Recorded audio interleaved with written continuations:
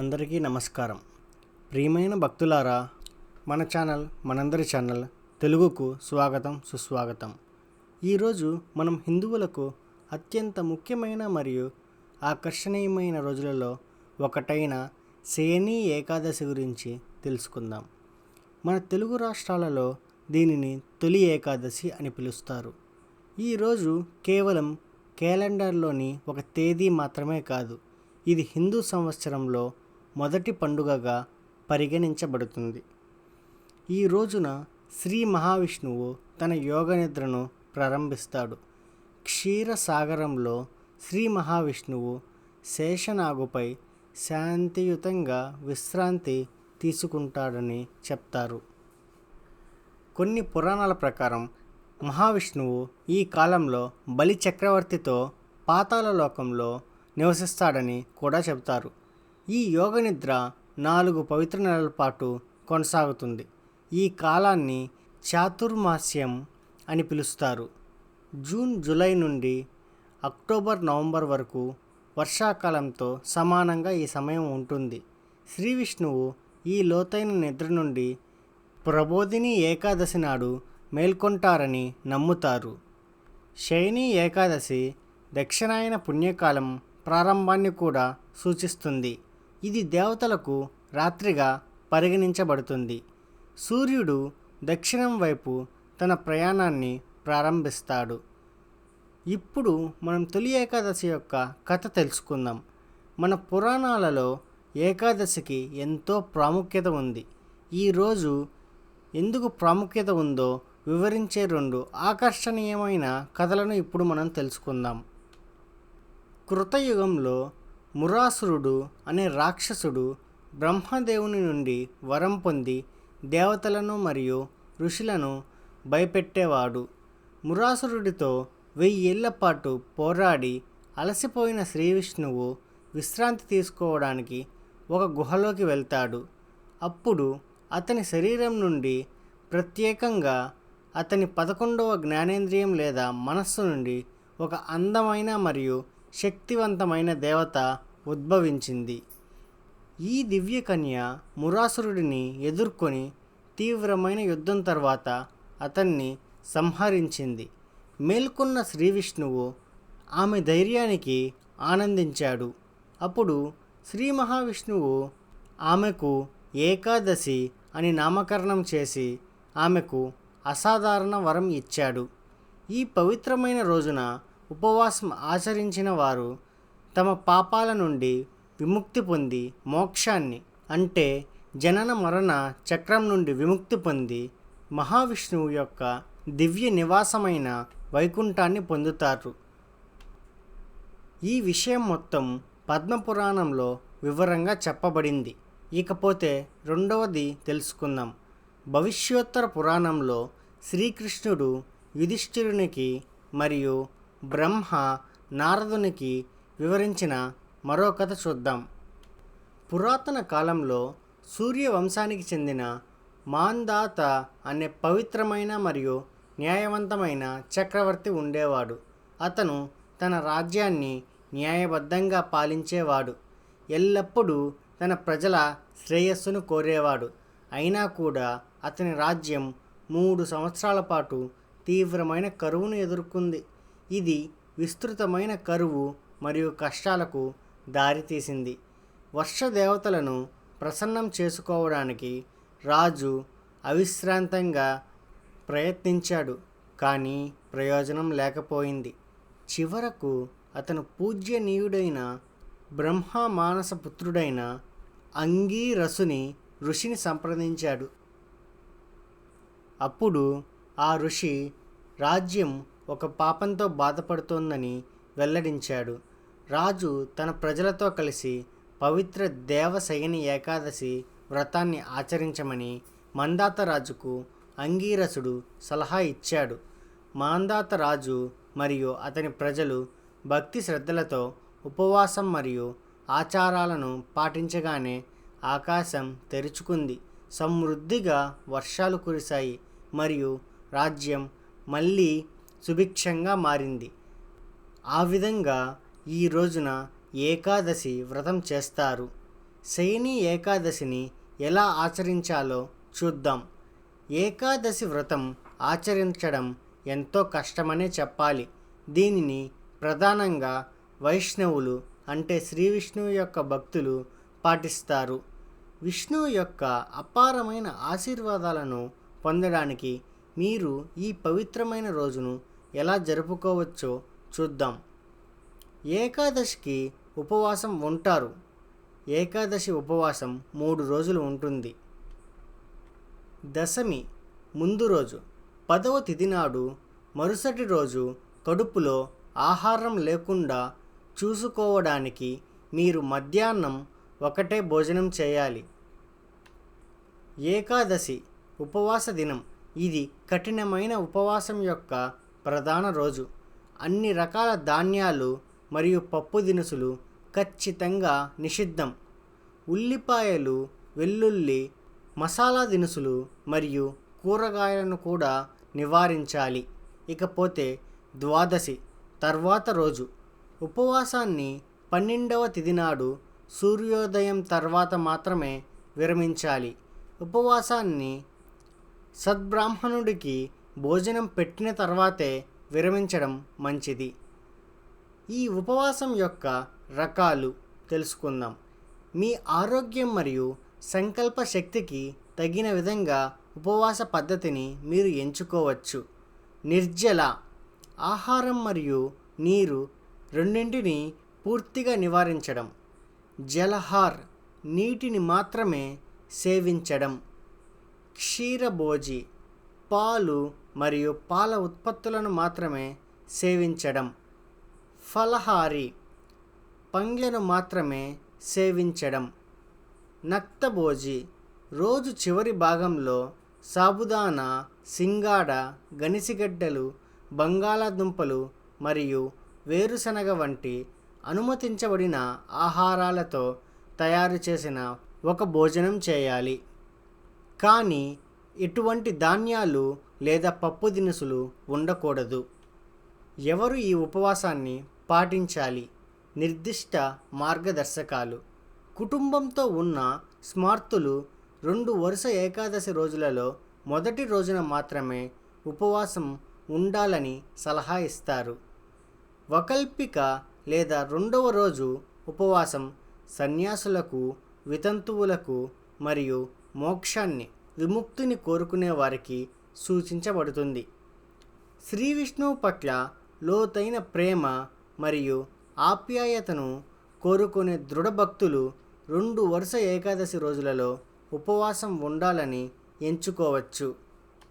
ఇకపోతే మనం పూజ మరియు ఆధ్యాత్మిక యొక్క పద్ధతులు తెలుసుకుందాం. ఏకాదశి నాడు ఉదయాన్నే లేచి స్నానం చేసి ఆ తర్వాత శ్రీ లక్ష్మీనారాయణులను పూజించాలి. మీరు విగ్రహాన్ని లేదా చిత్రాన్ని పూజించవచ్చు. మీ పూజా స్థలాన్ని తాజా పువ్వులతో, ముఖ్యంగా పసుపు రంగు పువ్వులతో అలంకరించండి. ఆవు నెయ్యితో దీపాలు వెలిగించండి. శ్రీ మహావిష్ణువుకు ఇష్టమైన నైవేద్యాలలో తులసి ఆకులు, పులిహోర, చక్ర పొంగలి, కొబ్బరికాయ మరియు అరటిపండ్లు ఉంటాయి. పూజ సమయంలో కర్పూరాన్ని సమర్పించడంపై ప్రత్యేక ప్రాధాన్యత ఇస్తారు. విష్ణు సహస్రనామ స్తోత్రం, గోవిందనామాలు వంటి శ్రీ విష్ణువు పవిత్ర నామాలను జపించడం, ఇతర భజనలను చేయడం చేస్తారు. మీరు రామాయణం, శ్రీమద్ భాగవతం మరియు మహాభారతం వంటి పవిత్ర గ్రంథాలను కూడా అధ్యయనం చేయవచ్చు. చాలామంది భక్తులు జాగరణ పాటిస్తారు. రాత్రంతా ప్రార్థనలు మరియు దివ్య ధ్యానంలో లీనమై ఉంటారు. ముఖ్యమైన నిషేధాలు: అబద్ధాలు చెప్పడం, లైంగిక కార్యకలాపాలు, ప్రతికూల ఆలోచనలు లేదా పనులు, గోళ్ళు కత్తిరించడం లేదా జుట్టు కత్తిరించడం ఈ రోజున నివారించాలి. ఏకాదశి ఆదివారం నాడు వస్తే మాంసాహారం తినడం కూడా మంచిది కాదు. ఏకాదశి నాడు తులసి ఆకులను కోయవద్దు. ఈరోజు పేలాల పిండి చేసుకుంటారు. శయని ఏకాదశితో ముడిపడి ఉన్న ఒక ప్రత్యేకమైన మరియు ఆకర్షణీయమైన సాంప్రదాయం. ముఖ్యంగా తెలుగు మాట్లాడే ప్రాంతాలలో పేలాల పిండిని సేవించడం ఒక పద్ధతి. ఈ పేలాల పిండికి కావలసిన పదార్థాలు వేయించిన ధాన్యాలు, బెల్లం, నెయ్యి, యాలకులు, శొంఠి. ఈ ప్రత్యేక మిశ్రమం వేయించిన పేలాలను బెల్లం, నెయ్యి, యాలకులు మరియు శొంఠి కలిపి దంచి తయారు చేస్తారు. దీని సాంస్కృతిక ప్రాముఖ్యత, ఇది పితృదేవతలకు సమర్పించబడుతుంది. ఇది ఈ శుభదినం నాడు మన పూర్వీకులను గౌరవిస్తుంది. ఇకపోతే ఆరోగ్య ప్రయోజనాలు. వేసవి నుండి వర్షాకాలంలోకి మారేటప్పుడు ఉష్ణోగ్రతలు తగ్గుతాయి. పేలాల పిండి శరీరంలో వేడిని ఉత్పత్తి చేస్తుంది మరియు రోగనిరోధక శక్తిని పెంచుతుంది. ఈ కాలానుగుణ మార్పు సమయంలో సహజ ఆరోగ్య పరిరక్షణ చర్యగా పనిచేస్తుంది. వ్యవసాయ నమ్మకాలు చూస్తే రైతులు మొదటి వర్షాలతో తమ పొలాలలో పేలాల పిండిని చల్లుతారు. ఇది మంచి వర్షపాతం మరియు సమృద్ధిగా పంటలకు దారితీస్తుందని నమ్ముతారు. శయనీ ఏకాదశిని భారతదేశం అంతటా గొప్ప ఉత్సాహంతో జరుపుకుంటారు. శ్రీ వెంకటేశ్వర మరియు విష్ణువు యొక్క ఇతర రూపాలకు అంకితం చేయబడిన ఆలయాలను అందంగా అలంకరించి ప్రత్యేక పూజలు చేస్తారు. చాలామంది భక్తులు ఈ ఆలయాలకు వెళ్తారు. ముఖ్యంగా ఈరోజు సెలవు దినంతో కలిస్తే అధిక సంఖ్యలో భక్తులు దేవాలయాలకు వస్తారు. మహారాష్ట్రలో ఈ రోజును ఆషాఢ ఏకాదశి అని పిలుస్తారు. ఇంకా ఇది ప్రసిద్ధ పండరిపూర్ యాత్ర యొక్క ముగింపుని సూచిస్తుంది. ఈ యాత్రలో ఎన్నో లక్షల మంది యాత్రికులు విఠల విష్ణువు యొక్క రూపానికి అంకితం చేయబడిన భజనలు పాడుకుంటూ పండరిపూర్కు ప్రయాణిస్తారు. సన్యాసులు మరియు మత సంస్థల అధిపతులు జీయర్ స్వాములతో సహా ఈ రోజున తమ చాతుర్మాస్యం వ్రతాన్ని ప్రారంభిస్తారు. తరచుగా తిరుమల మరియు శ్రీరంగం వంటి పవిత్ర ప్రదేశాలలో బస చేస్తారు. దేశవ్యాప్తంగా కుటుంబాలు కూడా ఇంట్లో పండుగను జరుపుకుంటారు, పూజలు చేస్తారు మరియు ఇంకా ప్రసాదం కూడా పంచుతారు. ఇప్పుడు మనం ఏకాదశిని ఎందుకు ఆచరించాలో తెలుసుకుందాం. ఏకాదశిని ఆచరించడం ద్వారా ఆధ్యాత్మికత, మానసిక మరియు శారీరక శ్రేయస్సుతో సహా అనేక ప్రయోజనాలు కలుగుతాయి. 1. ఆధ్యాత్మిక శుద్ధీకరణ. ప్రాథమిక ఉద్దేశం మనస్సు మరియు శరీరం యొక్క ఇంద్రియాలపై నియంత్రణ సాధించడం, ఆధ్యాత్మిక పురోగతి వైపు శక్తిని మళ్లించడం. ఇది మనస్సు మరియు ఆత్మని శుద్ధి చేస్తుందని, ఆత్మ పరిశీలనకు మరియు ప్రతికూల ఆలోచనల యొక్క విముక్తికి దారితీస్తుందని నమ్ముతారు. ఇక 2. పాప విమోచన మరియు విముక్తి. శ్రీ విష్ణువు స్వయంగా ఇచ్చిన వరం ప్రకారం ఏకాదశి నాడు ఉపవాసం ఆచరించడం ద్వారా గత పాపాల నుండి విముక్తి లభిస్తుందని, ఇంకా జనన మరణ చక్రం నుండి మోక్షం లభిస్తుందని నమ్ముతారు. ఇకపోతే 3. ఆరోగ్య ప్రయోజనాలు. ఆధ్యాత్మికతకు మించి ముఖ్యమైన ఆరోగ్య ప్రయోజనాలు కూడా ఉన్నాయి. అవేంటో ఇప్పుడు చూద్దాం. నిర్విషీకరణ, మెరుగైన జీర్ణక్రియ. ఉపవాసం జీర్ణ వ్యవస్థకు అవసరమైన విశ్రాంతిని అందిస్తుంది. శరీరం సహజంగా నిర్విషీకరణకు, ప్రేగు ఆరోగ్యాన్ని మెరుగుపరచడానికి మరియు మరింత సమర్థవంతంగా పనిచేయడానికి హెల్ప్ చేస్తుంది. ఇకపోతే మానసిక స్పష్టత, ఏకాగ్రత. జీర్ణక్రియ తగ్గడం వల్ల, శక్తి మళ్లించడం వల్ల చాలామంది అభ్యాసకులు మెరుగైన ఏకాగ్రత మరియు మానసిక స్పష్టతను నివేదిస్తారు.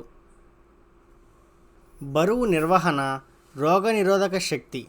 నియంత్రిత ఉపవాసం బరువు తగ్గడం మరియు జీవక్రియ నియంత్రణకు సహాయపడుతుంది మరియు ఇది బలమైన రోగనిరోధక వ్యవస్థతో మరియు మొత్తం జీవన శక్తిని పెంచడంలో కూడా ముడిపడి ఉంటుంది. శాస్త్రీయ దృక్పథం.